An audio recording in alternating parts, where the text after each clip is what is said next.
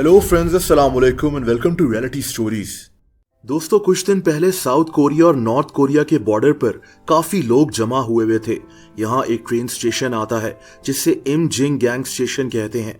इस जगह south Korea के लोग, साउथ कोरिया का मीडिया और पुलिस सब मौजूद थे। ये सब लोग एक आदमी को साउथ कोरिया से नॉर्थ कोरिया भेजने के लिए जमा हुए थे।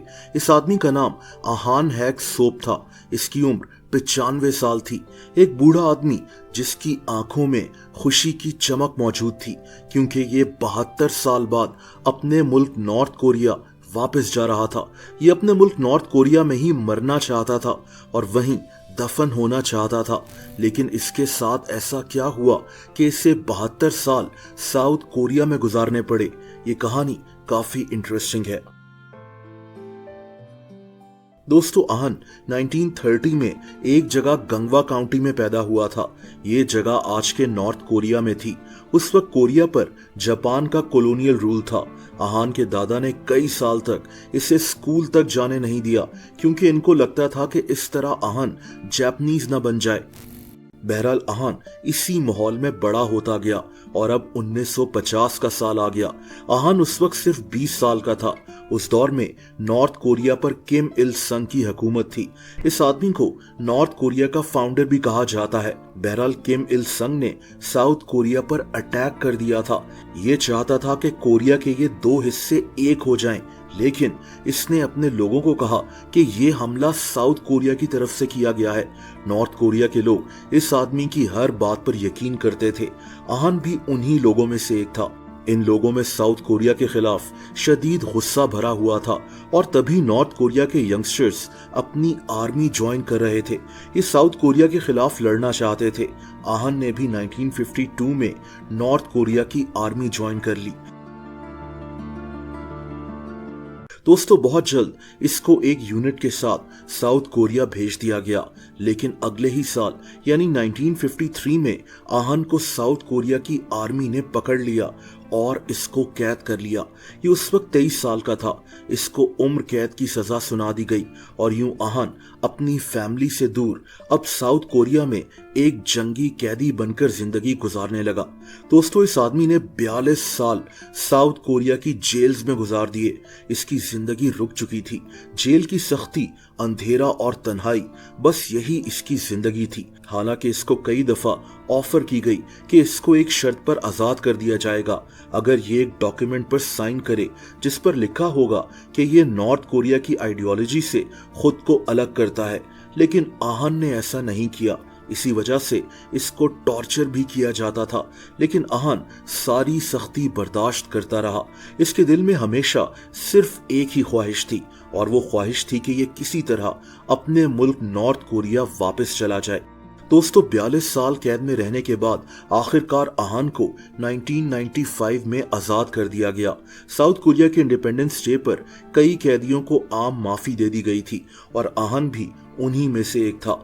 लेकिन साउथ कोरिया और नॉर्थ कोरिया के ताल्लुकात ऐसे नहीं थे कि आहान अब आसानी से अपने मुल्क वापस जा सकता। ये आजाद तो हो गया था, लेकिन इसको अब साउथ कोरिया में ही रहना था, जो कि इसके लिए बहुत मुश्किल था। आहान को नौकरी भी नहीं मिल रही थी, क्योंकि इसके साथ नॉर्थ कोरिया के फौजी होने का टैग लगा हुआ था। साउथ कोरिया की इंटेलिजेंस एजेंसी हर वक्त इस पर नजर रखती थी।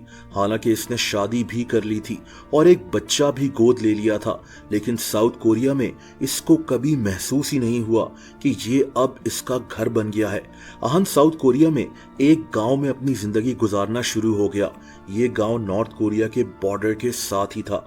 दोस्तों, इसी तरह 5 साल मजीद गुजर गए और ईयर 2000 में आहान को नॉर्थ कोरिया वापस जाने का मौका मिला। साउथ कोरिया की हुकूमत ने ऐसे कई लोगों को नॉर्थ कोरिया वापस भेजने की ऑफर की थी, लेकिन अजीब बात यह हुई कि आहान ने ये ऑफर ठुकरा दी। एक ऐसा आदमी जो अपने मुल्क वापस जाने के लिए तड़प रहा था, उसने ये ऑफर क्यों ठुकराई? दोस्तों, असल में उस वक्त साउथ कोरिया और अमेरिका के ताल्लुकात बहुत ज्यादा अच्छे थे। अमेरिका ने साउथ कोरिया को यकीन दिलाया था कि अगर नॉर्थ कोरिया इन पर हमला करता है तो अमेरिका साउथ कोरिया का साथ देगा। आहान के जहन में अभी भी 1950 वाली बात चल रही थी कि साउथ कोरिया कोरिया और नॉर्थ कोरिया एक हो जाएं। इसको लगता था कि अमेरिका ऐसा कभी होने नहीं देगा और तभी ये साउथ कोरिया छोड़कर नहीं गया। इसको लगा कि इसके नॉर्थ कोरिया वापस जाने से अमेरिका की जीत हो जाएगी। इसको ये भी नहीं पता था कि नॉर्थ कोरिया में अब इसकी फैमिली कहाँ होगी। 1990s में नॉर्थ कोरिया में शदीद कहत आया था, जिसकी वजह से लाखों लोग मारे गए थे और लाखों लोग अपना घर बार छोड़कर दूर के इलाकों में बसने पर मजबूर हो गए थे। पता नहीं इसकी फैमिली अब कहाँ थी। दोस्तों, वक्त के साथ साथ साउथ कोरिया काफी चेंज होता गया। आहान की कहानी भी साउथ कोरिया में काफी मशहूर हो गई थी। अब इसकी जिंदगी काफी आसान हो गई थी। साउथ कोरिया और नॉर्थ कोरिया के ताल्लुकात भी काफी बेहतर हो चुके थे और इसीलिए कुछ दिन पहले आहान ने वापस अपने मुल्क नॉर्थ कोरिया जाने का फैसला कर लिया। ये चाहता था कि इसको अपने मुल्क नॉर्थ कोरिया में मौत आए और इसको वहीं दफना दिया जाए। 72 साल बाद ये अपने मुल्क वापस जा रहा था। इसके पास नॉर्थ कोरिया का झंडा भी था और तभी लोगों की एक बड़ी तादाद इसको नॉर्थ कोरिया भेजने के लिए वहां मौजूद थी। आहान अब नॉर्थ कोरिया में ही अपनी जिंदगी गुजार रहा है।